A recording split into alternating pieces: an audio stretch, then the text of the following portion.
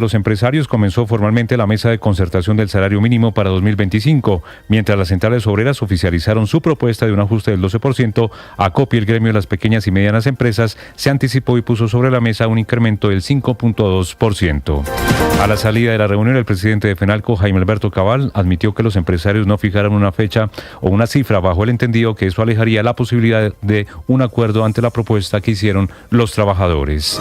Según un estudio de la revista The Economist, Colombia ocupó el sexto lugar entre las mejores economías de la OCDE durante 2024. Este medio tuvo en cuenta el desempeño económico de las naciones frente a indicadores como crecimiento, inflación y empleo. El gobierno nacional expidió en las últimas horas un decreto con la reglamentación para facilitar la importación de gas natural en Colombia y la construcción de proyectos privados de regasificación en el país, como los que pretende construir Ecopetrol. La procuradora Margarita Cabello advirtió que los pacientes del sistema de salud en Colombia viven una verdadera crisis humanitaria. Dijo que es aterradora la forma en que se está enfrentando la situación por parte del gobierno nacional y recordó que la escasez y desabastecimiento de medicamentos ha aumentado desde 2022. La plenaria del Senado aprobó la conciliación del proyecto de ley que establece el divorcio exprés o por decisión unilateral de una de las partes. En las últimas horas fue aprobada la conciliación en la Cámara, ahora la iniciativa pasa a sanción presidencial. Ecopetrol anunció que va a apelar la orden del Tribunal Superior de Santa Marta, que ordenó en las últimas horas una consulta previa con el Cabildo Indígena Tairona para el desarrollo del yacimiento de gas Sirius 2. El presidente de Ecopetrol, Ricardo Roa, dijo que esta situación se tenía contemplada dentro de las contingencias del proyecto, por lo que espera no afecte el cronograma. La Corte Suprema de Justicia llamó a juicio al congresista Miguel Polo Polo por el delito de injuria. Los hechos están relacionados con la denuncia presentada por Gustavo Bolívar, luego de que Polo Polo lo señalara de financiar la denominada Primera Línea.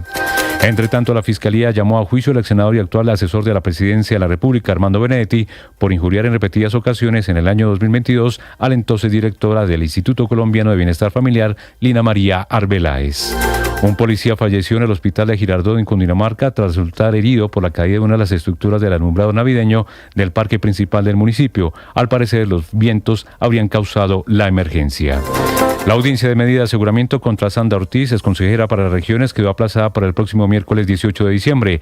Ese día, el juez del caso podría decidir si la envía o no a la cárcel por su participación en la entrega de 3.000 millones de pesos de un presunto soborno al expresidente del Senado, Iván Name, dentro del escándalo de corrupción en la Unidad Nacional de Gestión de Riesgo. Hoy habrá ciclovía nocturna navideña en Bogotá. La jornada será desde las 6 de la tarde hasta la medianoche. Están habilitadas 95 kilómetros de vías.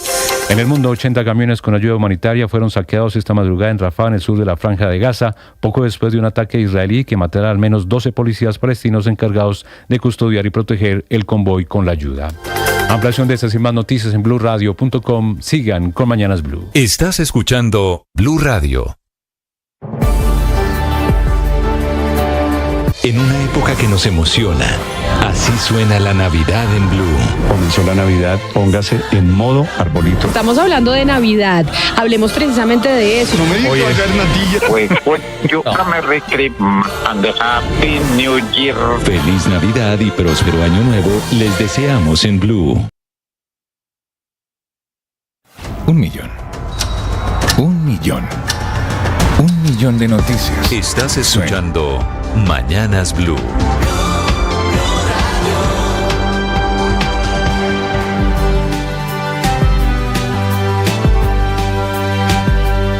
Bienvenidos, muy buenos días, 5 de la mañana, 34 minutos. Un gusto saludarlos. Amanece, hoy es jueves, es 12 de diciembre, la temperatura en Bogotá 10 grados centígrados. Operan normalmente todos los aeropuertos en Colombia. Esta mañana de Noticias del Mundo, Noticias de Colombia.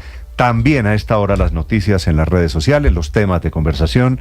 Camila Carvajal. Néstor, hola, feliz jueves para usted, para todos los oyentes. Esta mañana redes sociales tienen a las mismas redes como protagonistas. Es una tendencia mundial que empezó ayer. Para nosotros, sobre la 1:30 de la tarde, WhatsApp, Meta, Facebook, Instagram son tendencia por esa caída simultánea en el planeta. Se cayó el servidor de Meta, que es la empresa de estas redes sociales, y pues muchos entraron en un poquito de pánico. Al final se demoró hasta 2 horas en normalizarse el servicio. ¿Cuántas veces reinició usted su teléfono celular? ¿O cuántas veces se preguntó preguntó si era que no había pagado el internet, si se le cayó el wifi de su casa, qué era lo que estaba pasando, pero fue un problema de Meta, de los servidores, está resuelto. Yo se demoró 2 horas. Apagué el teléfono celular, le di 3 vueltas, lo batí, dije miércoles. Hay ¿qué un pasó? meme muy interesante. Saque la SIM card. Ah, ¿verdad que ya eso no se usa? Ya los celulares ¿Ya no hay- tienen ya SIM no hay card. SIM card? No, ya es digital. Ya no necesariamente es ese chip que usted recibía de su empresa de telecomunicaciones. Lo Entonces, por apagué, eso el meme. Lo reinicié. Y buscó señal por Y toda la busqué, casa. sí, sí, sí. Bueno, pues era una caída de Meta que está resuelta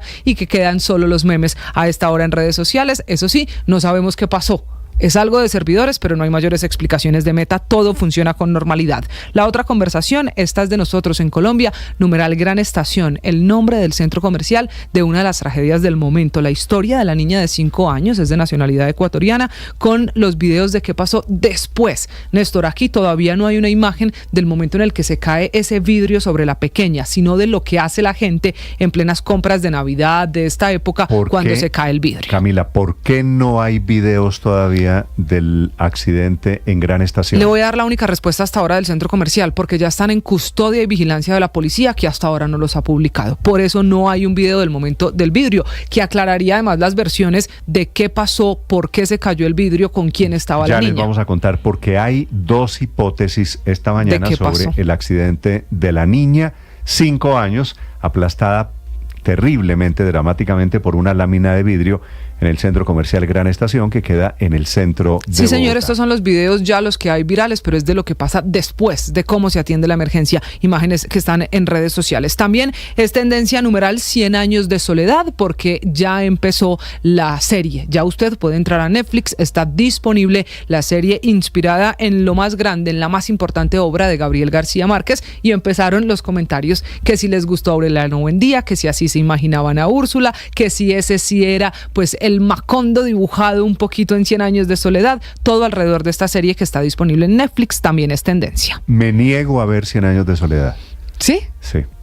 Es que los acentos Porque no me le cuadran. va el acento, que es un costeño, como un poco cubano. No, o sea, Aureliano Buendía hablando como venezolano o como cubano, que no entendí, no es la imagen que yo tengo de Aureliano Buendía. Ese sí va a ser el problema. La serie va a cambiarle el imaginario de los personajes prácticamente a todo el mundo. No tengo la versión, la verdad, cada uno toma la decisión que quiera. No quiero ver 100 años de soledad. Pues ya está en tendencia, lleva apenas unas horas y mucha gente ya la está viendo en redes sociales, que es una de las apuestas de Netflix, de esta plataforma, para lo que queda de 2024. Camila, gracias. 5 de la mañana, 37 minutos, sobre las hipótesis que la niña estaba jugando, que la niña iba detrás de la mamá cuando se desplomó el vidrio, las hipótesis que tienen las autoridades sobre la tragedia de esa niña, literalmente, desafortunadamente alcanzada por esa lámina de vidrio en el centro comercial Gran Estación. Giovanni Quintero.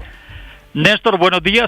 ¿Qué pasó en Gran Estación en Bogotá? Esa es la pregunta que hoy amanecen muchos haciéndose en la capital luego de la muerte de una niña de nacionalidad ecuatoriana en ese centro comercial que queda en la avenida El Dorado.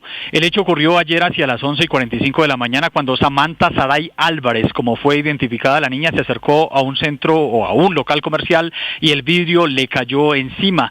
Sobre esta lamentable noticia hay 2 versiones, Néstor. Una que indica que la niña estaba jugando, tocó el vidrio y este se le vino encima. Otra versión, y de esa hay un testigo, dice que la niña no se encontraba jugando, que solo iba pasando y su mamá con su mamá, y allí ocurrió la tragedia. Escuchemos lo que dice este testigo. Ella iba pasando detrás de la mamá. La mamá pasó primero y luego iba pasando la niña y el vidrio fue cuando le cayó encima.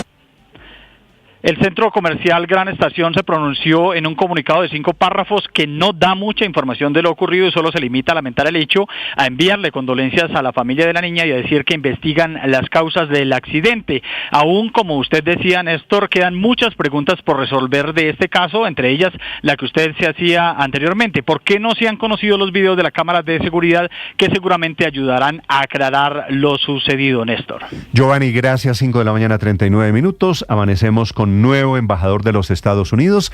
Es el embajador nombrado por el presidente Donald Trump, que escogió a alguien que no tiene nada que ver ni con el mundo político ni con el mundo de la diplomacia para ser el embajador norteamericano en Bogotá. Fue un donante de su campaña, un detective de un condado en el estado de la Florida, informa Juan Camilo Merlano. Néstor, buenos días. Y este es un nombre que no estaba sonando aquí en Washington, de hecho vive en Florida, Daniel Newlin, como lo describe Trump, un empresario, emprendedor, exdetective del condado Orange y abogado que actualmente tiene una firma dedicada a representar clientes que han resultado heridos en accidentes, buscando fundamentalmente reparaciones económicas. Pero por encima de todo esto, Newlin es un donante de la campaña de Trump. Gastó millones de dólares en avisos y vallas promoviendo la candidatura de Donald Trump. Estas son las cifras. Se estima que, según plataformas, gastó unos 3 millones de dólares en publicidad en televisión y digital, unos 1.5 millones de dólares en publicidad externa como vallas. Además de eso, donó más de 5 millones de dólares a candidaturas republicanas a nivel federal y estatal. Y de esos, 2 millones de dólares fueron a un comité de acción política a favor de la campaña de Trump. Es decir, Newlin, a nivel particular, es uno de los individuos que más donó a la campaña del hoy presidente electo. Es un ejecutivo empresarial de gran éxito, emprendedor y antiguo detective de la oficina del sheriff. Dan tiene una carrera impresionante de 28 años en la oficina del sheriff del condado de Orange en Orlando, Florida, escribió Trump en el anuncio de su nominación, y también dejó ver cuál será su prioridad en la relación con Colombia, porque destacó que Dan, abro comillas, demostró habilidades de investigación excepcionales, sacando con éxito a cientos de delincuentes violentos de las calles, incluidos aquellos involucrados en robos a mano armada, violencia de pandillas, tráfico de personas, tráfico ilegal de armas y de drogas, por lo que el narcotráfico sin duda será un eje central, al menos en lo que respecta a los intereses de Trump. No es un dato menor, recordemos que Colombia lleva más de 2 años sin embajador en propiedad, porque Francisco Palmieri es encargado de negocios. El último embajador aprobado por el Senado de los Estados Unidos fue Philip Goldberg, quien salió de la embajada a mediados del 2022. Es decir, que esta nominación tiene que ser aprobada por el Senado. Y otro de los temas que parece que le quedará al gobierno Trump sobre la mesa es la solicitud de indulto para alias Simón Trinidad, porque ayer quedó clarísimo que el gobierno Biden no parece estarle dando prioridad. El secretario de Estado Anthony Blinken ni siquiera está enterado, o al menos eso le dijo a la representante María Elvira Salazar durante una audiencia en el Congreso. What was your recommendation to the president to pardon Simón Trinidad? I'm not aware of that request, but I'm happy to follow up.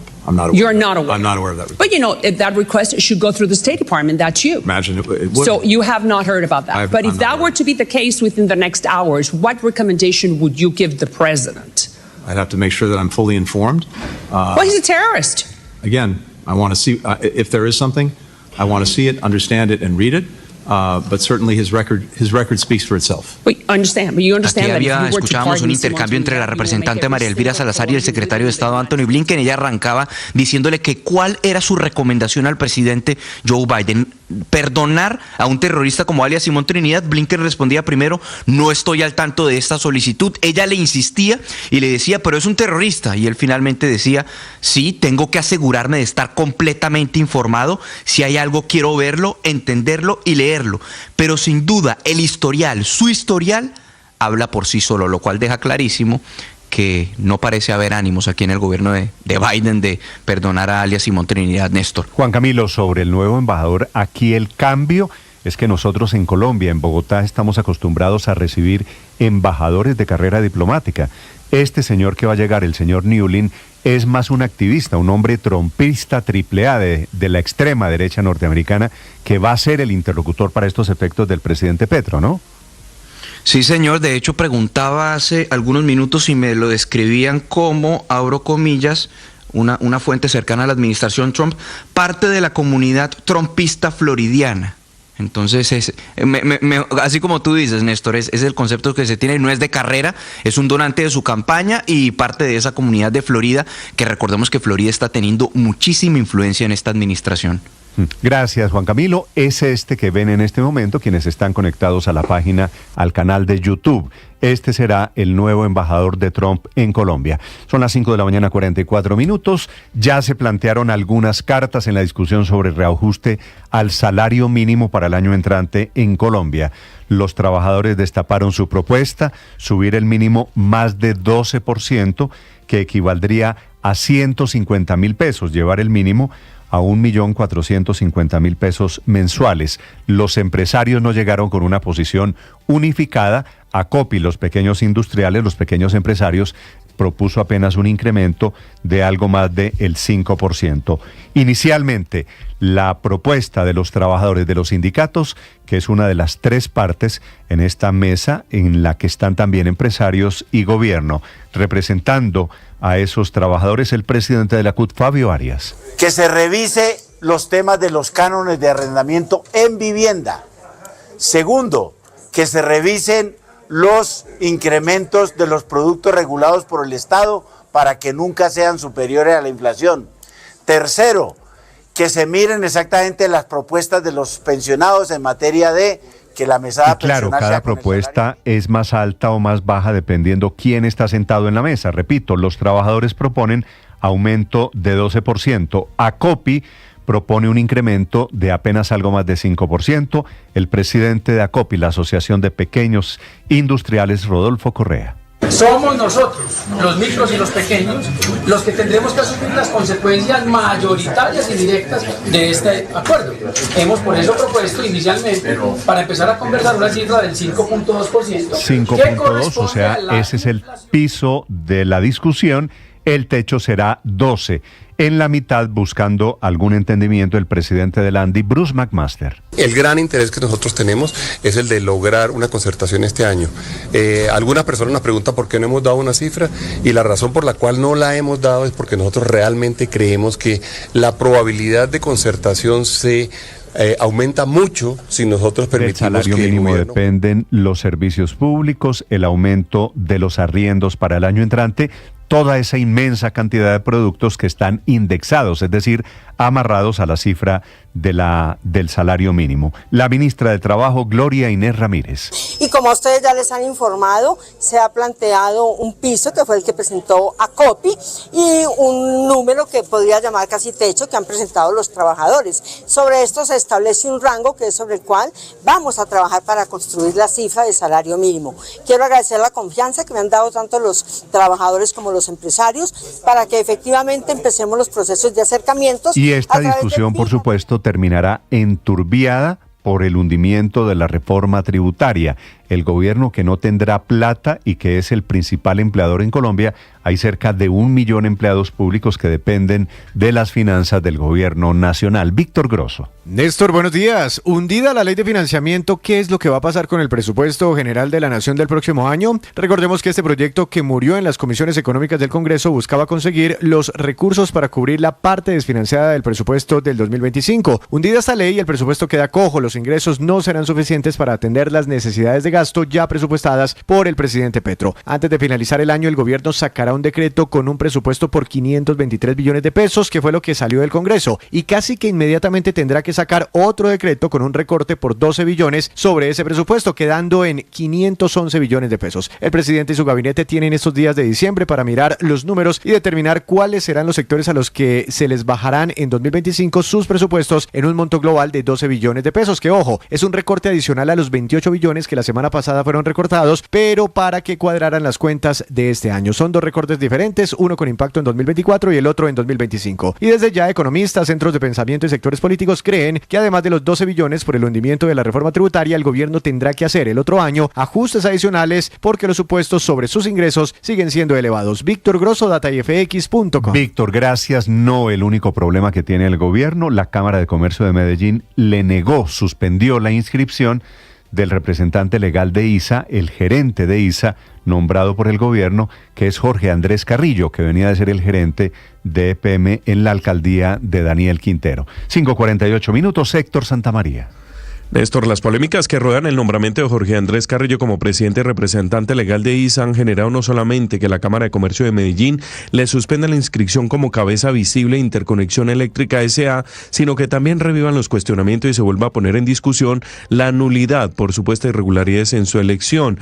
Ahora la controversia se debe a la reposición y apelación realizada por Julio César Yepes, quien actuó como accionista de Interconexión Eléctrica para interponer un recurso de reposición sobre la designación de Carrillo como como presidente de ISA. Al respecto se ha referido ante esta nueva polémica el alcalde de Medellín, Federico Gutiérrez. Yo solo lo resumiría todo este proceso tan complejo con una sola frase: es que nada forzado es bueno en la vida, y todo lo han hecho forzado, todo lo han hecho a la berraca, imponiendo las cosas, no develan las actas. Hay que recordar que según el denunciante, el extracto sometido a registro no se identificó la información que sirvió de base para tomar la decisión y tampoco aparecen las razones que los miembros de la Junta Directiva de ISA para elegir a Carrillo como presidente. Hasta el momento, Néstor, con esta determinación, según ha explicado el concejal de Medellín, Alejandro Ebedud, Jorge Andrés Carrillo no puede firmar ningún documento en ISA. Y eso significa que no puede firmar ni un solo contrato, no puede hacer ninguna actuación, ningún memorial, no puede actuar como representante legal, que es una de las funciones más importantes que tiene el presidente de una de estas compañías.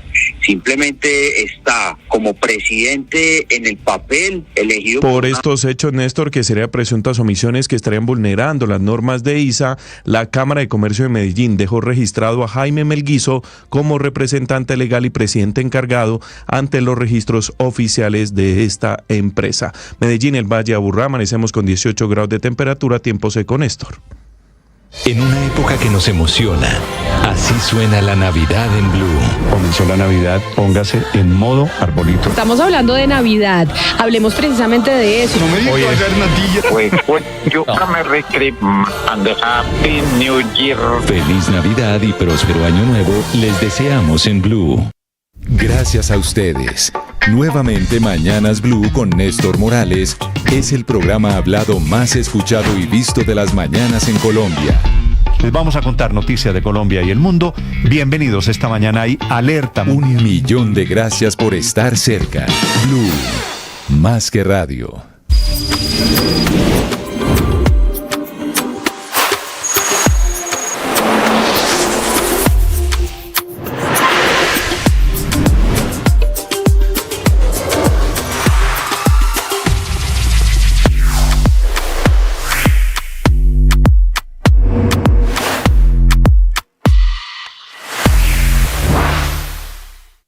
Esta historia comienza en el reino más colombiano del mundo y en la época más sorprendente de todas, Navidad. 6 niños con mensajes muy especiales fueron elegidos para emocionarnos con el espíritu de nuestras tradiciones. Sus historias fueron creadas por un reconocido libretista y leídas por algunos famosos del reino. Que era tiempo de novenas, villancicos, luces de colores y regalos. Cuentos de Navidad, la magia de Colombia en un podcast. Encuéntralos en todas las plataformas de audio y boombox.com. Boombox Podcast, un mundo por escuchar. Colorín colorado, este cuento ha terminado. Llegó la hora de fluir con el planeta y actuar para proteger la reserva. Estás escuchando Blue Radio. Sandra Ortiz es la funcionaria del gobierno nacional más importante que va a terminar en la cárcel por cuenta del escándalo en la unidad de gestión de riesgo. La audiencia de imputación de cargos quedó aplazada para el miércoles de la semana entrante, pero piden cárcel la Fiscalía, la Contraloría y la Procuraduría. Ella se defiende, dice que no se robó un peso y que no tiene nada que ver con el escándalo de la URGD, la Unidad de Gestión de Riesgo. Su declaración desde los juzgados anoche en Palo Quemado. Yo soy una mujer inocente de todos los delitos que me están acusando, todo lo que está viviendo mi familia y mis hijas. Todos hoy estamos en citas con psicólogos, psiquiatras. Mi hija casi pierde el año. Ha sido uno de los momentos más duros y difíciles de mi vida. Y estoy aquí frenteando y mirándole a usted, señora juez. Decirle que soy una mujer inocente, que voy a luchar por mi inocencia y quiero defenderme en libertad, como se lo dije a la Fiscalía. Le pido de corazón pues que me una dejen lástima, por defender supuesto, desde el punto de vista personal de la familia, pero tuvo que pensarlo antes de trasladar las maletas en efectivo con la plata de la corrupción. Fue ella la mensajera, la que le llevó la plata a Iván Name y a Andrés Carrillo, los presidentes de Cámara y Senado. La teoría de ella, su defensa, es que de esa plata ella no se robó ni un solo peso. Frente a todo lo que dijo mi abogado, frente a las evidencias, frente a la eliminación de mensajes, él ya dejó claro que jamás eliminé mensajes, Yo no tengo nada que eliminar, incluso mi celular que tengo es el mismo celular de hace más de un año y no lo voy a cambiar. Cuando usted lo requiera, se lo voy a entregar. A quien lo requiera. Yo no tengo absolutamente nada que esconder. Nunca me cogí una moneda de cuero. El celular es clave porque con la cédula de rastreo de las empresas de telefonía es que han confirmado que efectivamente ella tal día estuvo en el apartamento de Iván Name en el norte de Bogotá o estuvo en la casa en Montería en la de Andrés Calle. La decisión la tomará el jueves 18 de diciembre, que es miércoles de la semana entrante. Juan Esteban Quintero. Néstor, buenos días. Se cumplió una tercera sesión de esta audiencia de medida de aseguramiento contra la exalta consejera para las regiones Sandra Ortiz, quien ha sido vinculada en el escándalo de corrupción de la Unidad Nacional de Gestión del Riesgo por haber sido la persona que presuntamente habría movilizado grandes sumas de dinero, puntualmente 3.000 millones de pesos, para entregárselos al expresidente del Senado Iván Name, para que éste impulsara iniciativas del gobierno nacional en el legislativo. El abogado de las víctimas, Pablo Bustos, aseguró que Sandra Ortiz es una amenaza para la sociedad, por lo que pidió que sea enviada a prisión. Sandra Ortiz es un peligro, no solamente un peligro, sino un grave peligro para la comunidad, por lo que más probable que cierta es su más cierta que probable es su vinculación. Esa misma solicitud la hizo la Fiscalía y la Procuraduría. El abogado de Sandra Ortiz, Osvaldo Medina, argumentó que esa no debía ser la medida de aseguramiento, teniendo en cuenta los problemas psiquiátricos que tiene la exalta consejera para las regiones y su rol de madre. Esta medida intramural efectivamente terminaría por acabar no solo emocional, familiarmente, sino psicológicamente. Lo que mi representada ha tenido que pasar por no haber aceptado un principio de oportunidad y preacuerdo, solo lo sabe ella y lo sabe la defensa de todo lo que ha tenido que efectivamente padecer con base en este proceso. Se espera que el juez tome una decisión de fondo el próximo 18 de diciembre. Juan Esteban Quintero, Blue Radio. Juan, gracias. Atención, esta mañana hay gobiernos europeos. Hoy es 12 de diciembre que están trabajando activamente en una tregua de Navidad entre Rusia y Ucrania. Enrique Rodríguez. Con poco éxito, buenos días Néstor, con poco éxito por el momento. Es el primer ministro húngaro, Viktor Orbán, de extrema derecha, cercano a Moscú, quien ha afirmado en las últimas horas que ha propuesto una tregua navideña en la guerra de Ucrania, pero que Kiev la ha rechazado. Sin embargo, el propio gobierno ucraniano ha negado esa versión y han dicho que están haciendo lo que pueden por esa tregua, pero que en ningún caso se han negado a que haya una tregua. Es relevante el papel de Hungría porque está ocupando hasta el final de año la presidencia rotatoria del Consejo de la Unión Europea, una suerte de representación máxima de los 27. No obstante, Ucrania ha asegurado que no había discutido con Orbán ese alto el fuego de Navidad con Rusia o un gran intercambio de prisioneros.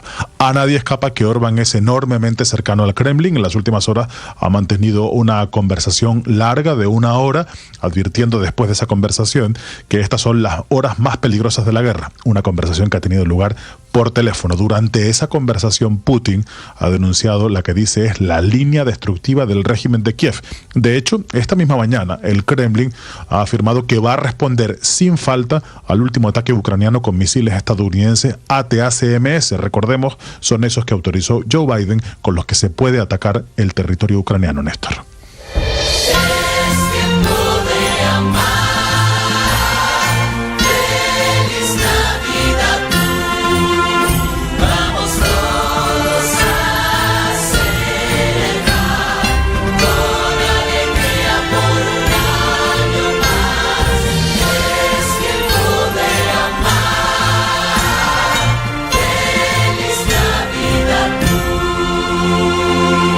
Blue, más que radio. En una época que nos emociona, así suena la Navidad en Blue. Comenzó la Navidad, póngase en modo arbolito. Estamos hablando de Navidad. Hablemos precisamente de eso. No me digas Happy New Year. Feliz Navidad y próspero año nuevo les deseamos en Blue. Dice la doctora Marian Rojas Estape que los seres humanos nos comunicamos de 3 formas: pasiva, agresiva y asertivamente. Como sus nombres lo indican, hay 2 que no funcionan y solo uno que sí. La comunicación pasiva es aquella que cuando nos preguntan, por ejemplo, qué queremos de cumpleaños, decimos Nada, no importa, no te preocupes, estamos mal de plata, no estemos pensando en eso ahorita. Y luego, cuando llega el día del cumpleaños y nos damos cuenta de que no nos hicieron nada, ¿verdad? Pasamos a la agresiva, lloramos, nos sentimos muy mal, claro, yo no soy importante para usted y todas estas cosas. Como ves, ni la comunicación pasiva ni la agresiva funcionan, porque si yo soy el emisor, o sea, quien emite un mensaje, y mi pareja es el receptor, o sea, quien recibe el mensaje, y yo mando eso en un código, ¿no? Por un canal, ¿te acuerdas de los elementos de comunicación que nos enseñaban en el colegio? Entre más asertiva sea, mejor le va a llegar al otro. Entre más clara sea la información, le digo, mira, yo sé que estamos mal de dinero, pero quiero una celebración especial, quiero saber que soy importante para ti. Por ejemplo, va a ser más fácil que el otro haga o actúe como yo necesito. El periodismo no tiene apellidos. Es siempre honesto, independiente y comprometido con la verdad. El periodismo no es amigo del poder, lo vigila. Hoy, Mañanas Blue les ofrece periodismo con contexto. Las dos caras de la moneda, sin exageración, sin especulación. A partir de este momento, Mañanas Blue es periodismo en radio. Bienvenidos.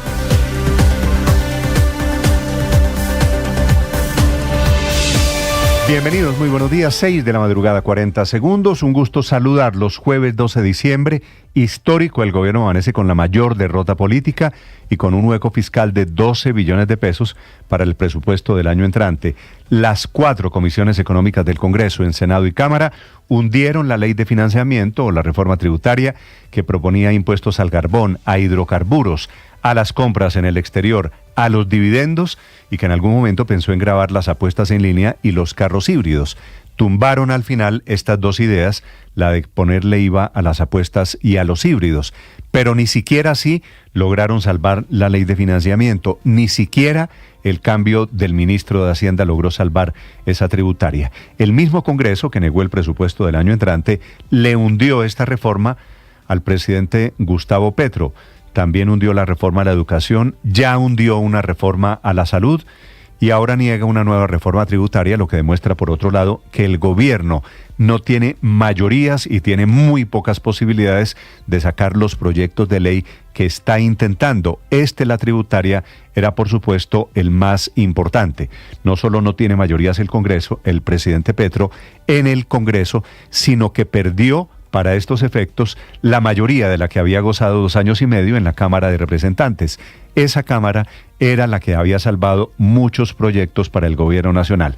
La reforma se hundió y esta mañana el gobierno aparece en modo alerta, anticipando que habrá catástrofe económica, que se acaban los subsidios, que se acaba la posibilidad de rebajar las tarifas de energía para la gente, especialmente en el Caribe, que habrá efectos, dice el gobierno, en la infraestructura para la policía y el ejército, en el Ministerio de Defensa. Dice el director de Planeación que se acaban los subsidios para vivienda, por ejemplo. Todo porque el gobierno le hundió la reforma tributaria, que la verdad esperaba recoger apenas el 2% que le falta al presupuesto del año entrante. Es decir, el gobierno tiene el otro 98% todavía por ejecutar. Lo lamenta el presidente Gustavo Petro en un corto mensaje en Twitter anoche tarde, apenas 13 palabras, diciendo que el hundimiento de la ley de financiamiento es un golpe al pueblo colombiano. Tendrán juiciosamente el nuevo ministro de Hacienda, el presidente Petro, el gabinete seguramente en pleno, tendrán que decidir en dónde son los recortes y de qué tamaño es el impacto final para la economía colombiana en el 2025. El ministro de Minas notifica que no van a bajar las tarifas de energía por cuenta de la opción tarifaria. El ministro de Defensa, Iván Velázquez, descarta mejoras en la infraestructura militar. El director de Planeación tiene también su grano de arena para asustar a los colombianos. El gobierno tendrá los días que restan del mes de diciembre para recortar gastos por esa cifra, 12 billones de pesos.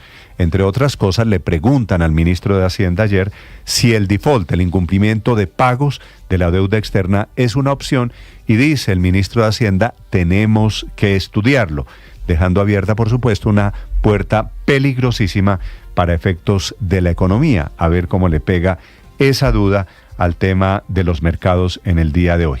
El hundimiento de la reforma vino con una polémica incluida, al final por un error por cuenta de parlamentarios que se equivocaron en su voto, les preguntaron si estaban de acuerdo con el archivo de la tributaria y contestaron no, y eso causó la confusión. Al final se arregló un problema metodológico en el que intentaron meter a Efraín Cepeda, Angélica Lozano, Juan Carlos Garcés y Juan Diego Echavarría, todos en contra de la tributaria. Hubo momentos ahí de incertidumbre.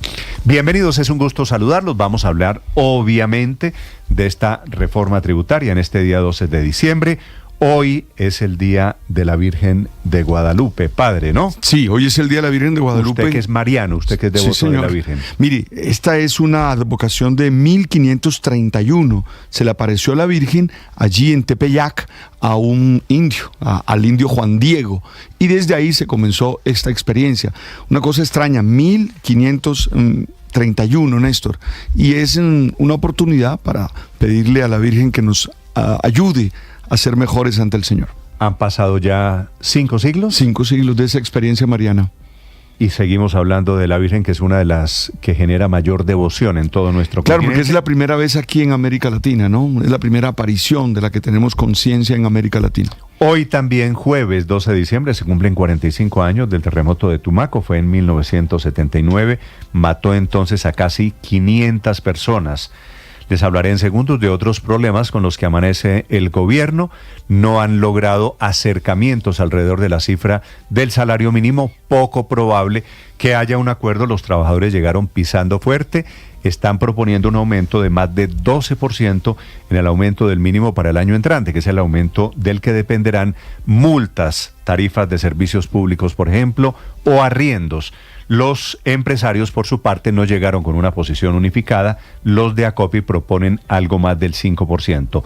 Y el otro problema del gobierno es que la Cámara de Comercio de Medellín suspendió la inscripción del nuevo presidente de ISA.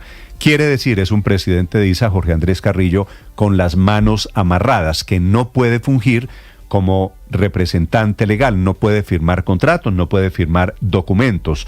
Un presidente emproblemado, no con plena autonomía. Y hablando de economía, les contaré de las noticias que hay en el mundo sobre el efecto que tiene la inflación, la cifra de inflación revelada en Estados Unidos. Tenemos, hablando de Estados Unidos, nuevo embajador norteamericano en Bogotá, se llama Daniel Newlin, que trabajó 28 años, un millonario de la Florida, que tiene más experiencia en el tema de sheriff.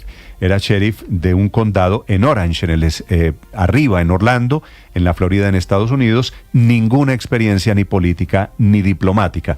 Es el elegido por el presidente Trump para manejar la interlocución con el presidente Petro. Primera vez en los últimos años que no llega a Colombia un embajador de carrera. La tragedia del día ocurrió en un centro comercial en donde una niña de apenas 5 años de edad murió aplastada literalmente por una lámina de vidrio. No hay ninguna explicación. También cayó un árbol de Navidad que pusieron en el parque principal de Girardot, un árbol gigante de 20 metros, causando problemas y algunos heridos, reportan los bomberos de Cundinamarca. Es un gusto saludarlos. La temperatura en Bogotá es de 9 grados centígrados en este momento. Operan normalmente todos los aeropuertos en Colombia. Va a ser un día de jornada de ciclovía nocturna y de comercio abierto en Bogotá.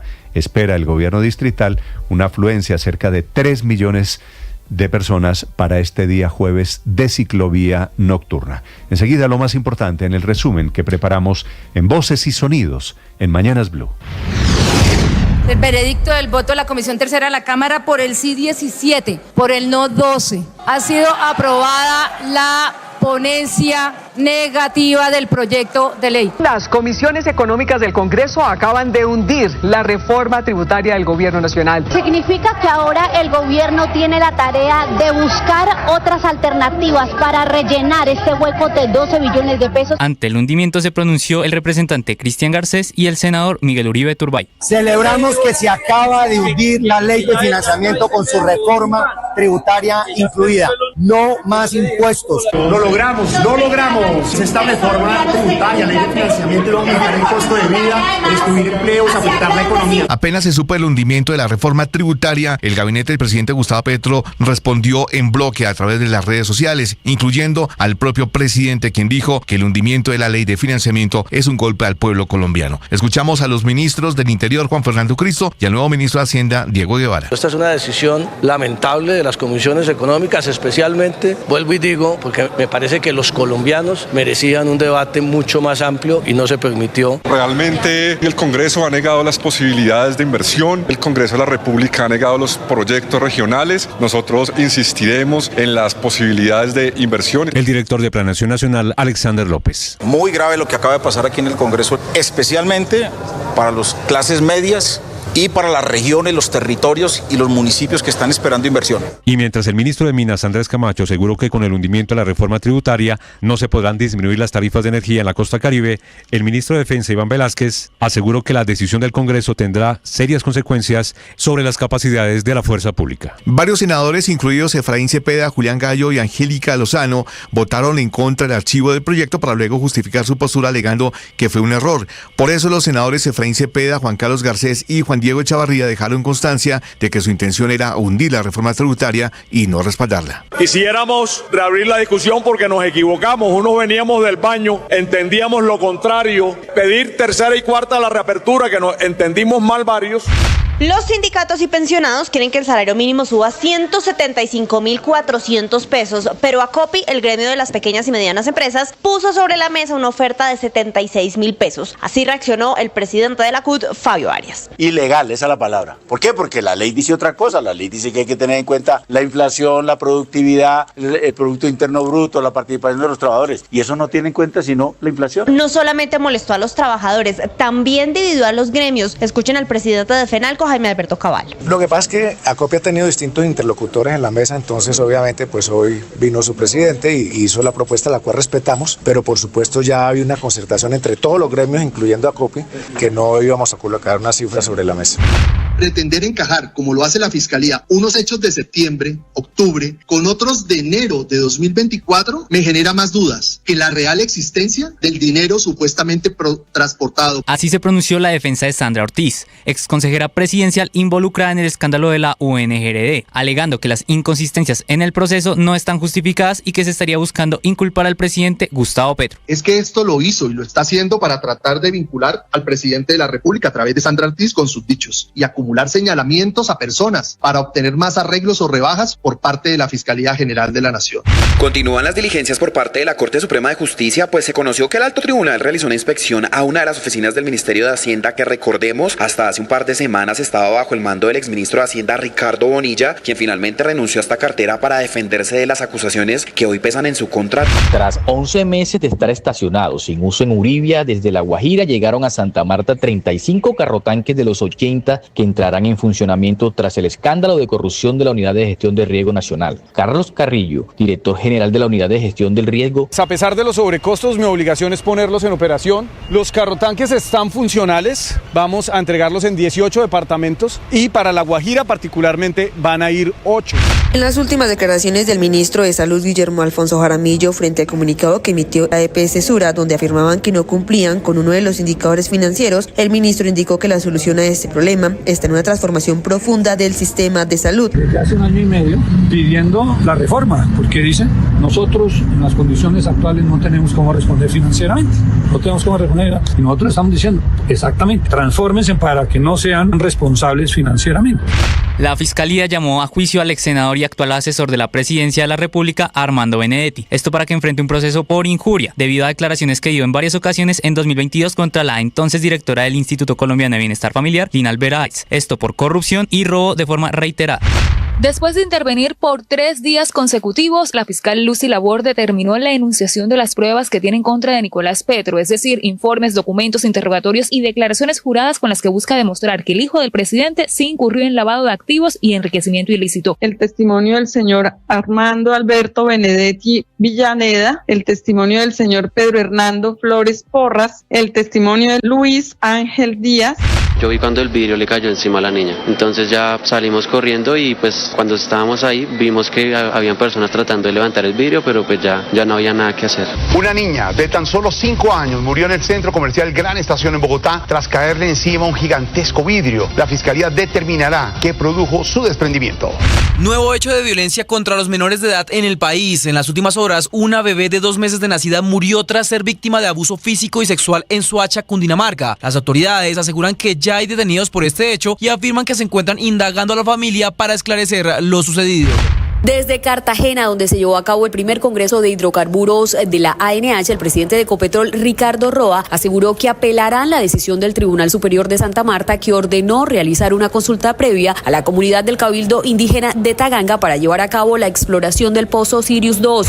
En medio de la polémica por la fallida condecoración que el presidente Gustavo Petro quiso hacerle a la Corte Suprema de Justicia, hoy sí se hará otro reconocimiento a la rama judicial. Se trata de la condecoración José Ignacio de Márquez, que cada año hace el Ministerio de Justicia a funcionarios del sector en 3 categorías. En la oro será reconocido el magistrado Gerson Chaverra, presidente de la Corte Suprema de Justicia, y Alfonso Cajiao Cabrera, presidente de la Comisión Nacional de Disciplina Judicial. A la cárcel de Cómbita fue trasladado bajo extremas medidas de seguridad alias Pichi. El criminal fue llevado en helicóptero desde la base antinarcóticos de la policía en Bogotá hasta la cárcel en Boyacá. En ese centro penitenciario fue recibido por los custodios del IMPEC, que lo vigilarán las 24 horas del día. Del gobierno colombiano, la solicitud de indulto para Simón Trinidad no parece tener futuro. Blinken dejó entrever que, basado en su prontuario, no recomendaría perdonar a Trinidad. Tengo que asegurarme de estar completamente informado. Si ahí hay algo, quiero verlo, entenderlo y leerlo. Pero sin duda el historial de ese sujeto habla por sí solo. El presidente de los Estados Unidos, Donald Trump, nombró a Daniel Nuland como nuevo embajador de ese país en Colombia. Ese hombre trabajó 28 años en la oficina del sheriff del condado de Orange, en Orlando, Florida, y según Trump, demostró habilidades excepcionales, logrando sacar de las calles a cientos de delincuentes. Hoy se disputará la final de la Copa Colombia en el partido de ida entre Atlético Nacional y América, que se jugará a las 7:30 de la noche en el Atanasio Girardot. Esas fueron las declaraciones del técnico del América, Jorge La Polilla da Silva, hablando sobre el equipo. Se hizo un muy buen campeonato, se clasificó a las finales faltando 6-7 fechas, América ya estaba clasificado. Por parte de Nacional habló su asistente técnico, Luis Pérez, quien destacó la motivación y el compromiso de los jugadores. Hemos tenido la oportunidad de poder planificar bien, de programar bien, de manejar de la mejor manera las cargas. Estás escuchando Blue Radio. En una época que nos emociona, así suena la Navidad en Blue. Comenzó la Navidad, póngase en modo arbolito. Estamos hablando de Navidad, hablemos precisamente de eso. No me digas Happy New Year. Feliz Navidad y próspero año nuevo les deseamos en Blue. 1 millón. 1 millón. 1 millón de noticias, sueños, emociones. 1 millón de seguidores. 1 millón de seguidores. 1 millón. Decirlo suena fácil. Lograrlo es de trabajo. Mucho trabajo. Ya somos más de 1 millón de suscriptores en nuestro canal de YouTube. Y sumando, 1.010.000. Sumando, 1.020.000. Y sumando. Blue, más que radio. Esta historia comienza en el reino más colombiano del mundo y en la época más sorprendente de todas, Navidad. 6 niños con mensajes muy especiales fueron elegidos para emocionarnos con el espíritu de nuestras tradiciones. Sus historias fueron creadas por un reconocido libretista y leídas por algunos famosos del reino. Que era tiempo de novenas, villancicos, luces de colores y regalos. Cuentos de Navidad, la magia de Colombia en un podcast. Encuéntralos en todas las plataformas de audio y boombox.com. Boombox Podcast, un mundo por escuchar. Colorín colorado, este cuento ha terminado. Llegó la hora de fluir con el planeta. Y actuar para proteger las reservas de agua que nos quedan. Día a día podemos hacer algo para unirnos a la corriente del cuidado del agua. No es un chiste. Debemos cuidar el agua. Unirnos a la corriente de las acciones sostenibles hará la diferencia. Todos podemos ser protagonistas de esta gran historia. Cuidar el agua, la corriente que nos une. Una campaña de Caracol Televisión, Blue Radio y La Calle.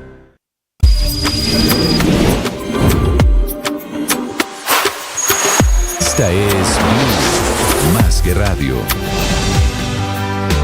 6 de la mañana, 19 minutos. Son dos derrotas simultáneamente para el gobierno nacional. Por un lado la económica, por el otro lado la política. En la económica amanece el gobierno en modo alarma, anunciando que no podrá haber reducción en las tarifas de energía para el Caribe colombiano, que se disminuirán los subsidios, que inclusive habrá efectos en el presupuesto del Ministerio de Defensa para infraestructura y para el mantenimiento de la flota. Todo por cuenta de los 12 billones de pesos, como si el gobierno no tuviera los otros 511 billones de pesos. En lo político fue una derrota porque las 4 comisiones, Ricardo, las 12 comisiones económicas de Senado, las 2 comisiones económicas de Cámara, las 4 en total, en las 4 fue derrotado el gobierno, triunfó el hundimiento de la reforma tributaria. Néstor, buenos días. Y ese también es un hecho político que hay que analizar porque todo el mundo en el argot político decía, mire, aquí seguramente las comisiones económicas de la Cámara de Representantes van a darle el visto bueno porque el gobierno tiene mayorías evidentemente en la Cámara de Representantes y seguramente se va a hundir la reforma tributaria en el Senado. Pocos esperaban que incluso en las comisiones económicas de Cámara se hundiera esta ley de financiamiento. Las votaciones fueron así, Néstor. En la comisión tercera del Senado por el archivo por el hundimiento de la ley, por el sí 8 votos, por el no 6 votos. En la comisión cuarta del Senado por el hundimiento sí 8 senadores, por el no 6 senadores. En la comisión tercera de la Cámara 17 votos por el hundimiento del proyecto, 12 porque sobreviviera, y en la comisión cuarta de la Cámara 16 por el hundimiento del proyecto de la ley de financiamiento y 10 por el no.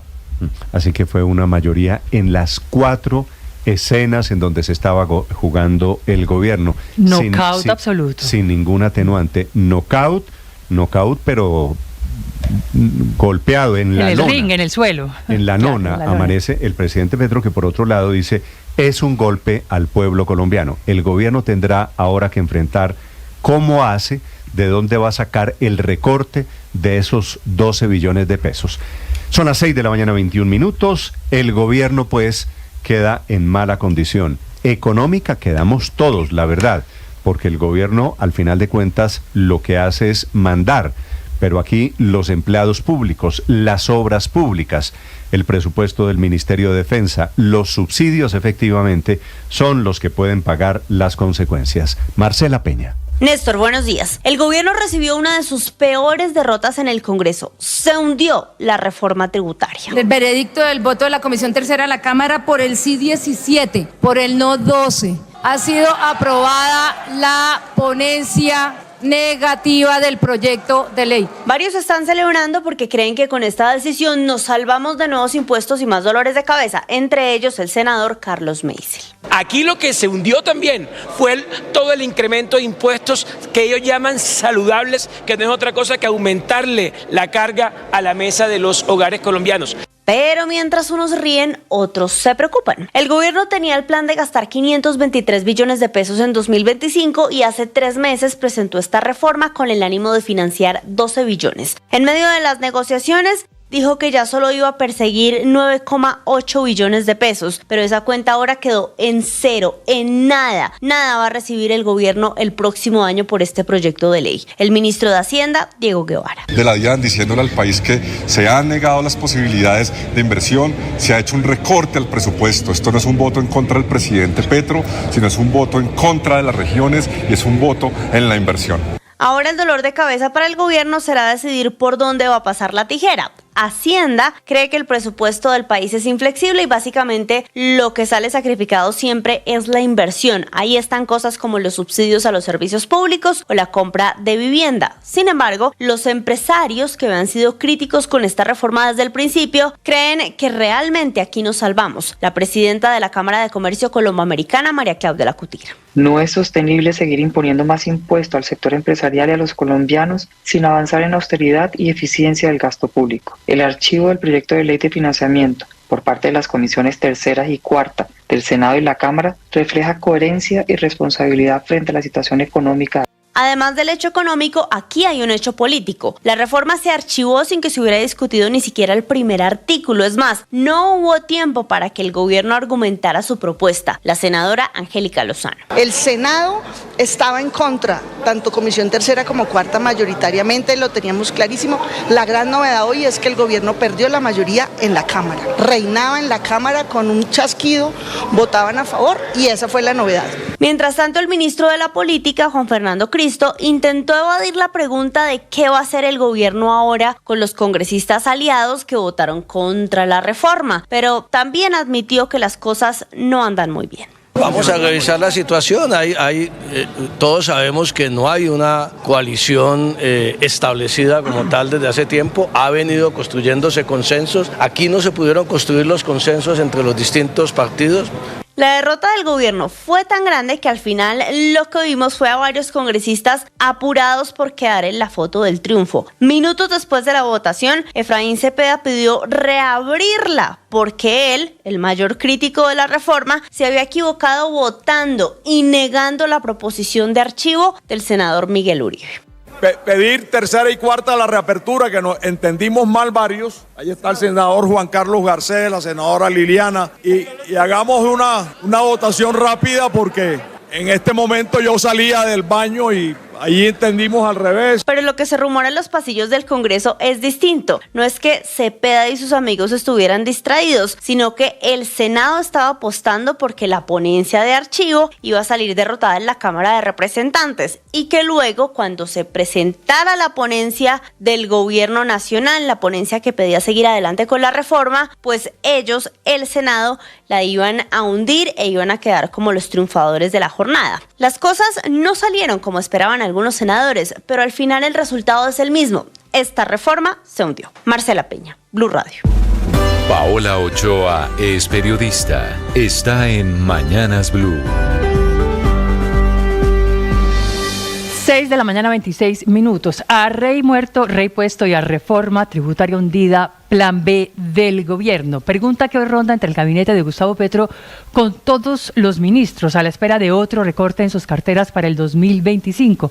Un tijeretazo adicional a los 28 billones de pesos que ya les guadañaron en días pasados para cuadrar las cuentas de este año y mochazo que nuevamente se tiene que repetir arrancando el año entrante por cuenta de un presupuesto que empieza cojo en 12 billones de pesos, de los cuales 10 querían recogerse en la hundida reforma tributaria, enterradísima bajo tierra, tras la negativa pues de las 4 comisiones económicas conjuntas, donde no funcionó ni el cambio de ministro de Hacienda, ni el cambio en los artículos de la ponencia, ni la reducción de 2 billones en el monto de recaudo, ni la presencia tampoco del ministro del Interior o del director del Departamento Nacional de Planeación, que durante toda la tarde estuvieron conversando con congresistas para intentar cambiar el sentido de algunos votos. Knockout del Congreso al gobierno, que queda tendido en la lona y que obliga al ministro de Hacienda a tener que sacar el decreto del presupuesto del año entrante, primero por 523 billones de pesos, pero luego y casi inmediatamente el 1 de enero a expedir otro decreto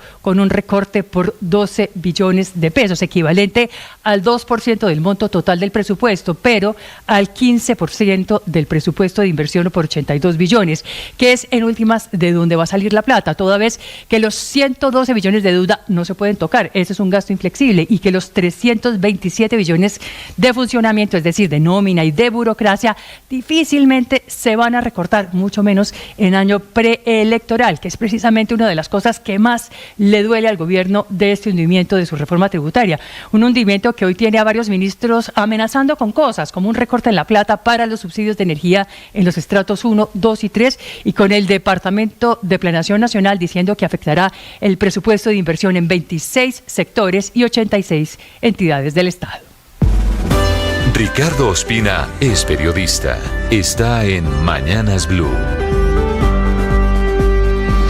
Son las 6 de la mañana y 28 minutos. Una de las posibles causas del hundimiento de la reforma tributaria del gobierno del presidente Gustavo Petro en el Congreso pudo ser el coletazo de las investigaciones de la Corte Suprema a 6 congresistas por el presunto direccionamiento de contratos de la Unidad de Gestión de Riesgo por parte de funcionarios del Ejecutivo a cambio de que emitieran conceptos sobre empréstitos internacionales en la Comisión Interparlamentaria de Crédito Público.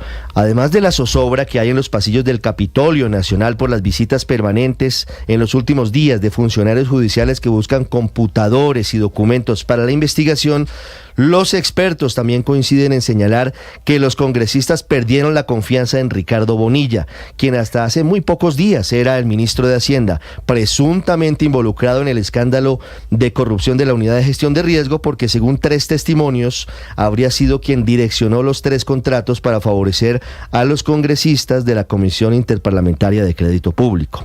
En las últimas horas, funcionarios de la Policía Judicial adelantaron inspecciones en la sede del Ministerio de Hacienda y en la casa de Andrea Ramírez, asesora del ministro Ricardo Bonilla, y quien fue reemplazada temporalmente por María Alejandra Benavides, quien se ha convertido en un duro ventilador ante la Fiscalía en contra de Bonilla. A puertas de la vacancia judicial, 3 semanas en las que todos los funcionarios judiciales que no atienden casos urgentes salen a vacaciones, hay 2 temas clave que podrían definirse. Uno que es opcional y otro que es obligatorio. El opcional es eventualmente la Sala de Instrucción de la Corte Suprema de Justicia pudiera tener elementos suficientes para decidir si dicta o no medidas de aseguramiento contra los 6 congresistas, senadores y representantes de la Comisión Interparlamentaria de Crédito Público que habrían sido beneficiarios o que habrían aceptado emitir conceptos en esa comisión a cambio de contratos que el gobierno les ofreció y les habría patinado. De otra parte está la definición que sí tendrá que hacerse el próximo 18 de diciembre sobre si Sandra Ortiz, exalta consejera del presidente Gustavo Petro para las regiones, va o no a la cárcel de mujeres El Buen Pastor, sindicada de 2 delitos, de lavado de activos y de tráfico de influencias, por haber sido presuntamente la mensajera que llevó 2 maletas, cada una con 1.500 millones de pesos en efectivo, al entonces presidente del Senado, Iván Leonidas Name Vázquez. Camila Carvajal es periodista. Está en Mañanas Blue. 6 de la mañana, 31 minutos. Por si al país le quedaba alguna duda de que se trata de un manejo y una decisión ideológica, ahora el ministro de Educación, Daniel Rojas Medellín, ha firmado un decreto que modifica la composición de la junta directiva del ICETEX. Esto con el argumento de que hay que darle voz y voto a los usuarios, a esos estudiantes, que una silla será para un estudiante activo, es decir, uno que hoy estudie bajo créditos del ICETEX, y que la otra debería ser para un usuario con deuda vigente, es decir, para algún muchacho que ya haya terminado los estudios, pero que ahora esté pagando la deuda. Hasta ahí parece un cambio apenas normal para escuchar a quienes pagan los créditos, a quienes están al frente del proceso de estudiar bajo el ICETEX. El problema son los calificativos con los que ese ministerio argumenta el cambio en la junta directiva, calificativos con los que el mismo ministerio estaba encabezando esta noticia. El titular: decreto para vincular a 2 víctimas en la junta directiva del ICETEX. Sí, víctimas. Es la misma narrativa del ministro, que insiste que estudiar con un crédito del ICETEX es casi venderle el alma al diablo, y que hay muchos muchachos que están pensando hasta en un suicidio por culpa de los cobros y los pagos, como si las voces de esos estudiantes que el ministro llaman víctimas no debieran incluir las de los miles de profesionales que logran entrar por ahora a una universidad privada gracias a que el ICETEX les presta la plata, porque no hay cupos suficientes en las universidades públicas y por eso la privada se convierte en la única alternativa bajo los créditos, eso sí, del ICETEX. Vamos a ver entonces si los estudiantes que entran a la junta directiva del ICETEX son víctimas, como dice el ministro, y sobre todo, cómo los van a elegir. El decreto dice que será un proceso de postulación abierto, al menos en el proceso que hay hoy de un ICETEX que se está transformando en un banco para cumplir la orden del presidente. María Camila Orozco es periodista. Está en Mañanas Blue. Ya son las 6:33 de la mañana. Uno de los capítulos horribles de la guerra en Colombia fueron los abusos sexuales, y aunque hay subregistros de los datos, la JEP tiene documentados preliminarmente 35.178 víctimas de todos los actores armados en el país y solo 3.154 atribuibles a las desmovilizadas FARC, hechos que ocurrieron entre 1957 y el año 2016. Por las víctimas de estos vejámenes, que fueron hombres, mujeres y miembros de la comunidad LGBTIQ+, la procuradora Margarita Cabello está alzando la voz y poniendo los reflectores sobre la JEP para que proteja sus identidades y sus datos de los victimarios. Es la discusión sobre el macrocaso 011, por el que el Centro de Memoria Histórica ha dicho que el 30% de las víctimas eran niñas o adolescentes en los departamentos de Antioquia, Magdalena, Nariño, Bolívar y el departamento del Cauca. Son las víctimas por las que la denuncia la procuradora el peligro que representa para su seguridad y protección que esos datos sean expuestos. El temor natural tiene que ver con los relatos que las víctimas de la población diversa le han relatado, le han entregado a la JEP sobre los patrones de las FARC, que les decían, abro comillas, que los maricas no deberíamos vivir, que éramos una enfermedad, un problema para todos en la sociedad, cierro comillas. La batalla esta mañana es por la identidad, pero también por los derechos. Se queja la procuradora de la orden de ese Tribunal de Paz que restringe a las víctimas a participar en los casos solo a través de sus abogados o vía escrita, cuando ya está aprobado en modelos como Justicia y Paz cómo pueden intervenir de manera activa sin que se conozca su identidad. Ojalá la JEP reverse su decisión y cuide con celo los datos de estas víctimas, como lo está haciendo con toda claridad con las víctimas de los falsos positivos. Estás escuchando Blue Radio. En una época que nos emociona, así suena la Navidad en Blue. Comenzó la Navidad, póngase en modo arbolito. Estamos hablando de Navidad, hablemos precisamente de eso. No me digas Happy New Year. Feliz Navidad y próspero año nuevo les deseamos en Blue. 1 millón. 1 millón. 1 millón de noticias, sueños, emociones. 1 millón de seguidores. 1 millón de seguidores. 1 millón. Decirlo suena fácil. Lograrlo es de trabajo. Mucho trabajo. Ya somos más de 1 millón de suscriptores en nuestro canal de YouTube. Y sumando, 1.010.000. Sumando, 1.020.000. Y sumando. Blue, más que radio. Esta historia comienza en el reino más colombiano del mundo y en la época más sorprendente de todas, Navidad. 6 niños con mensajes muy especiales fueron elegidos para emocionarnos con el espíritu de nuestras tradiciones. Sus historias fueron creadas por un reconocido libretista y leídas por algunos famosos del reino. Que era tiempo de novenas, villancicos, luces de colores y regalos.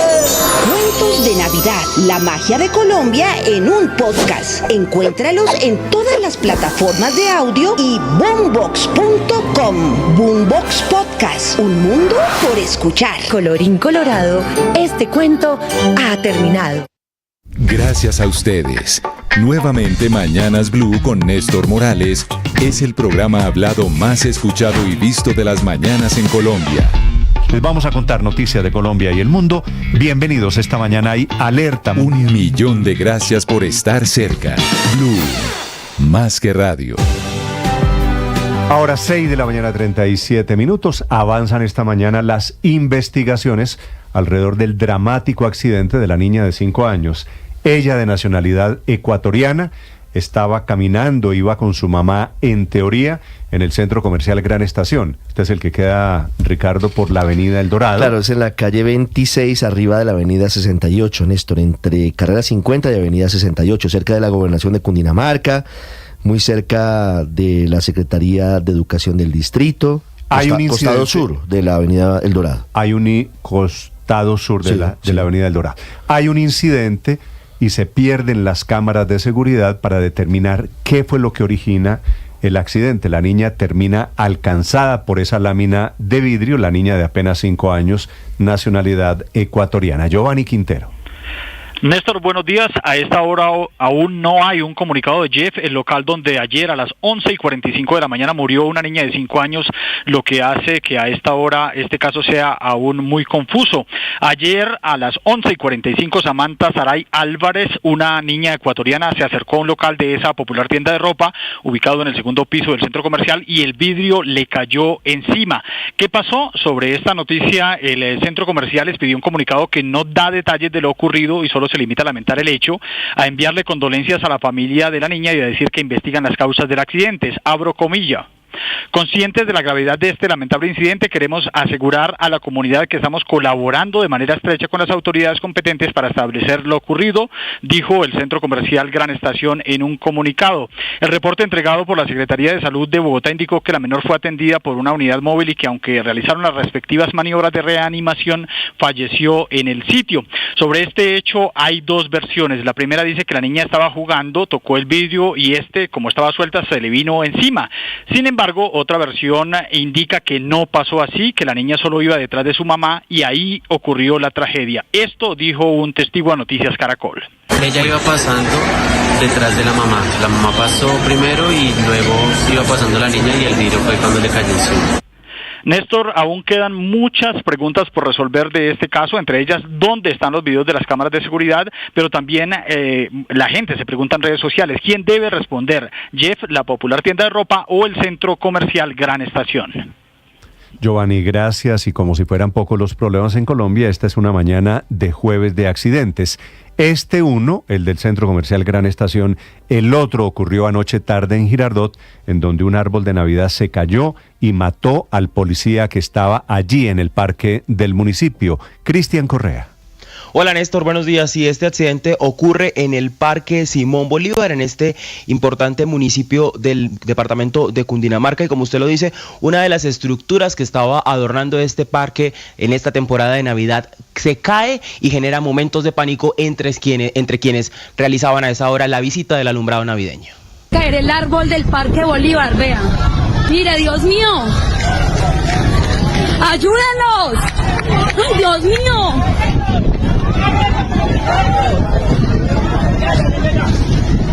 Escuchamos los momentos de terror que vivieron quienes estaban anoche visitando este alumbrado navideño, y la alcaldía de este municipio de Girardot confirmó que la víctima se llamaba Kevin Andrés Navas, de 19 años, y que se encontraba apoyando las labores de seguridad que se prestan en ese parque. Lo que ha dicho el alcalde de Girardot en este momento, también durante la mañana, a través de una publicación de las redes sociales oficiales de la alcaldía, es que lamentan la situación que se presentó anoche y que esperan durante la mañana entregar más información sobre los detalles de cómo habría ocurrido este accidente y cuál habría sido la razón. Inicialmente se estima o se presume que habrían sido los fuertes vientos los culpables de esta tragedia que se presenta en el municipio de Girardot. Las autoridades además ya emprendieron las investigaciones correspondientes para determinar precisamente por qué la estructura se desplomó y si influyeron estos fuertes vientos que se han presentado en la zona. Le ha solicitado el alcalde el retiro del árbol y la revisión de todas las estructuras que se han instalado en este municipio para asegurarse de que todas las figuras, las luces y los cableados estén como lo indica la norma para evitar que se presenten otros accidentes. Sí, Cristian, perdóneme, no entiendo la teoría de que el viento tumbó. A ver, primero que todo, no es un árbol verde, esto parece una estructura sólida, es amarillo. ¿Mide cuánto de alto? 20 metros de alto, me dijo, ¿no?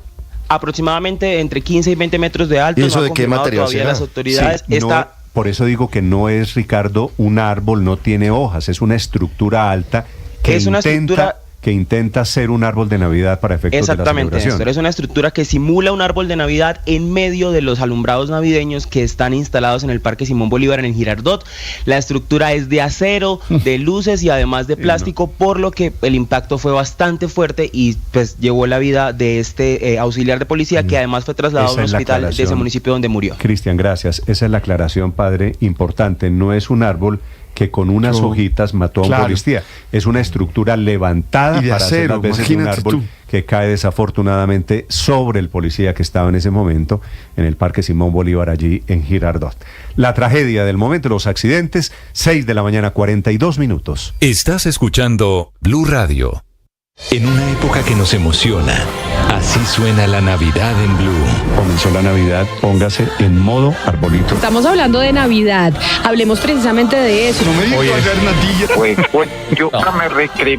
and a Happy New Year. Feliz Navidad y próspero año nuevo les deseamos en Blue.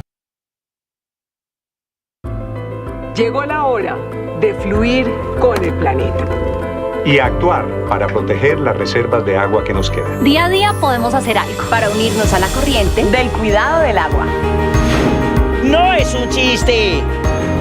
Debemos cuidar el agua. Unirnos a la corriente de las acciones sostenibles hará la diferencia. Todos podemos ser protagonistas de esta gran historia. Cuidar el agua. Esta es Blue, más que radio. Hoy su corazón es verde montaña o rojo pasión, Ricardo. No. Hola Néstor, feliz mañana. ¿Sabe que tampoco? No, blanco caldense. No, mi corazón es blanco. Aquí lo recibimos. Sí, no. Rojo pasión. No, señor. No, mójese. Mi corazón es blanco. Láncele a la piscina. Pero si hay una final entre Nacional y América, usted tiene que ir o por Nacional o por América. No tengo que ir por ninguno. Voy por un duelo sensacional para disfrutarlo, para transmitirlo esta noche aquí en Blue Radio y para ver si este Nacional, que anda derecho, puede conseguir el doblete o si América encuentra un salvavidas en la temporada después del fracaso de Liga. ¿Me puede preguntar? Pero ¿para qué le va a preguntar al Linero que siempre va contra América? Yo le pregunto, pero sé la respuesta. Sí. Padre Linero, ¿su corazón es verde montaña o rojo pasión? Verde como la Sierra Nevada de Santa Marta. Total, verde. Vale. Yo no conozco una persona que haya tenido un rencor en su corazón durante más de 45 años y ese es Alberto Linero. Su corazón está hoy más rojo más pasión. Encendido que de rojo pasión, rojo escarlata, como siempre. Hoy tenemos. Pero hay que preguntar al señor director, porque quiero ver, ahí lo ponen a escoger entre. No, Néstor es rojo, por supuesto. Hoy es rojo, Néstor. No. Pero el padre pasa del azul al verde sin sonrojarse. No sin sonrojarme, sí.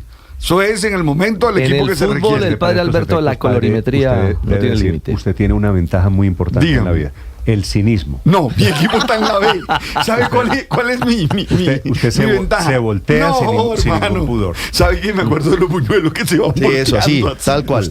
Pero hoy ha recorrido hoy Nacional, todo el arco iris. No importa. Hoy Nacional venga a la Unión del 79. 6 de la mañana, 45 minutos. Ya viene la información. El señor director no dijo esto. Hoy es día. Pero diga. No se comprometió. Diga. Padre, es que no puedo tomar partido. De verdad he intentado decir quién prefiero que gane. El árbitro dice usted. Y no puedo. No, hay que disfrutarla, es una linda final. Son dos grandes. No soy capaz. Padre, buenos días, tema de hoy. Buen día, saludo especial para todos, ánimo, fuerza, con las mejores emociones para hacer de este día una linda experiencia. Néstor, estamos en época de evaluación. Entonces, estamos ya en época de poner pausa y comenzar a evaluar qué fue lo que se hizo, porque en lo que queda no hay mucho. Entonces, ¿cómo evaluar? Evaluación con el padre Linero, final del fútbol colombiano. Hoy ya viene Ricardo Rego con sus deportes. Antes, el primer invitado en esta mañana de jueves en Blue Radio. Escanea este código y suscríbete a nuestro canal de YouTube, @Blue Radio Co. Y disfruta y participa de la programación de Blue Radio. Blue Radio, le ponemos cara a la radio. Antes de saludar a mi invitado Víctor, una aclaración que me parece muy importante esta mañana. El ministro de Hacienda, hundida la reforma tributaria, le pregunta a una periodista de Blue Radio si había posibilidad de un default, como el gobierno se queda sin una plata muy importante, y el ministro de Hacienda, el ministro Diego Guevara, responde: vamos a estudiar todas las posibilidades.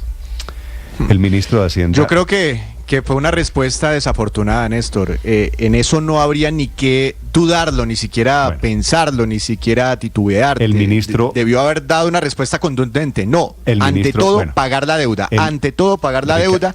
Miraremos el resto. Yo sé eso, y entonces le preguntamos al ministro de Hacienda ¿qué es eso de que vamos a estudiar la posibilidad de un default? No quiero imaginarme lo que significa semejante noticia en los mercados hoy, la posibilidad del incumplimiento. Responde muy amablemente esta mañana el señor ministro de Hacienda lo siguiente. Víctor. ¿Qué responde? Fue un lapsus. Muy amable. Fue un lapsus. Okay. el default no es una posibilidad para la economía colombiana. Cerrada la polémica. Bueno, eso deja mucha tranquilidad porque sí, durante la noche se generó mucha incertidumbre viniendo del ministro de Hacienda. Lo que le decía Néstor, la respuesta debió haber sido contundente anoche mismo. Imposible pensar en no pagar la deuda. Así que yo creo que la gente queda mucho más tranquila con esta aclaración del ministro. Con cierta indulgencia, por supuesto, el ministro se equivocó, el ministro lo está reconociendo, fue un lapsus, pero para efectos desde el punto de vista personal, tenga en cuenta que el ministro se está estrenando como ministro de Hacienda. Imagínese con semejante es un hombre de noticia, 39 años, le toca manejar un monstruo, el de la economía colombiana, y el ministro cae en cuenta después de dar la respuesta de vamos a estudiar todas las posibilidades. Señor ministro. Pero entonces quedamos, Néstor, en que van a revisar todos los elementos que hay sobre la mesa para hacer el recorte, menos la deuda. La deuda se seguirá pagando. El ministro de Hacienda no va a caer en la tentación de incumplir los compromisos. Default quiere decir no pagar los compromisos de deuda internacional que tiene Colombia, que sería gravísimo.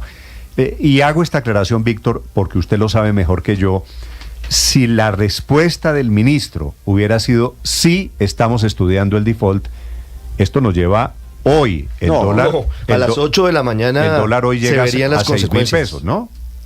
Y la deuda pública, las tasas de interés, eso sale mucho más caro, Néstor, que tener que hacer los apretones que pueden ser dolorosos para muchos sectores, los apretones presupuestales que tendrá que seguir haciendo el gobierno nacional. Me alegra que haya sido un lapsus y me alegra que rápidamente el ministro de Hacienda esté reconociendo que no hay posibilidad de que Colombia incumpla sus compromisos de deuda externa.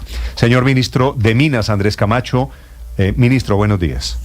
Muy buenos días, ¿cómo están ustedes el día de hoy? Ministro, gracias por atendernos. Lo veo diciendo, informándole a los colombianos, que el hundimiento de la reforma tributaria va a afectar para mal las tarifas de energía en Colombia. Así es, no solo las tarifas de energía, sino la transición energética en general. ¿Por qué, ministro? Lo que pasa es que es lamentable que no se haya dado ni siquiera la discusión de la ley de financiamiento, porque esta incluía una serie de garantías, elementos, exenciones, incentivos tributarios para la transición energética, y también incluía la opción que habíamos comprometido de lograr asumir la deuda de opción tarifaria como una deuda nacional y así quitársela a los bolsillos de los colombianas, a los usuarios de energía. Incluía también una serie de incentivos para proyectos de generación renovable. ¿Cómo son las matemáticas? La reforma tributaria significaba 10 billones de pesos de 523, es decir, menos del 2% del presupuesto. ¿Por qué tantas cosas ahora van a resultar afectadas? Son 2.6 billones de opción tarifaria. Lo que buscaba la ley de financiamiento era el espacio fiscal para que se lograra, por ejemplo, asumir esta deuda de opción tarifaria, pero también otra serie de cosas en las que, te insisto, un bono fiscal para inversiones de energía renovable, incentivos tributarios para los proyectos de generación renovable también, una serie de incentivos que eran importantes para seguir desarrollando la ruta de la transición energética que hemos desarrollado. Así que pues es lamentable que no se haya dado ni siquiera la discusión sobre estos elementos que podrían ser muy importantes en clave incluso de la reactivación económica que estamos desarrollando. Sí. Ministro, ¿usted tiene las cifras de cuántos billones de pesos hoy del presupuesto de este año están sin ejecutar? En este año hemos tenido que hacer un recorte para garantizar el cumplimiento de de lo que ustedes ya mencionaban, la deuda, de los compromisos del Estado y el cumplimiento de la ejecución presupuestal, al menos en nuestra cartera, está por el 98%. Del 98% en la cartera de Minas y Energía. Ministro, le hago otra pregunta. El gobierno firma el compromiso para asumir la opción tarifaria. Es un acuerdo, si no recuerdo mal, de junio de este año. Veo la fecha de las noticias del tema, 7 de junio, el acuerdo del gobierno con las empresas de energía de la costa Caribe para el pago de la opción tarifaria.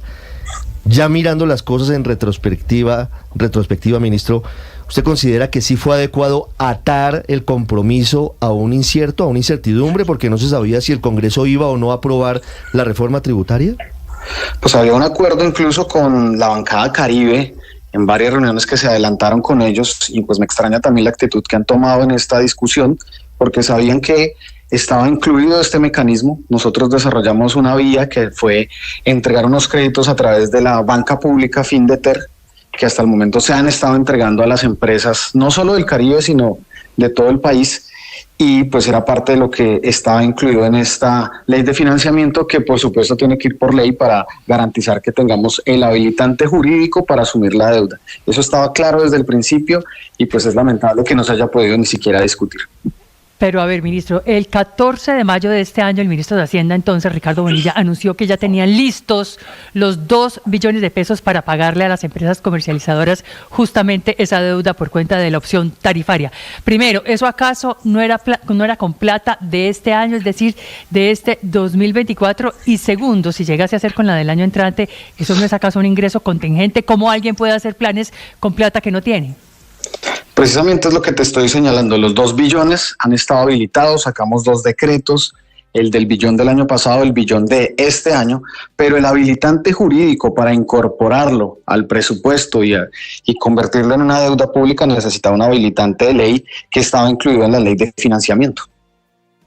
Claro, viene luego el recorte inicial en junio del presupuesto para este año y viene luego todo lo que ha venido sucediendo con las finanzas del Estado.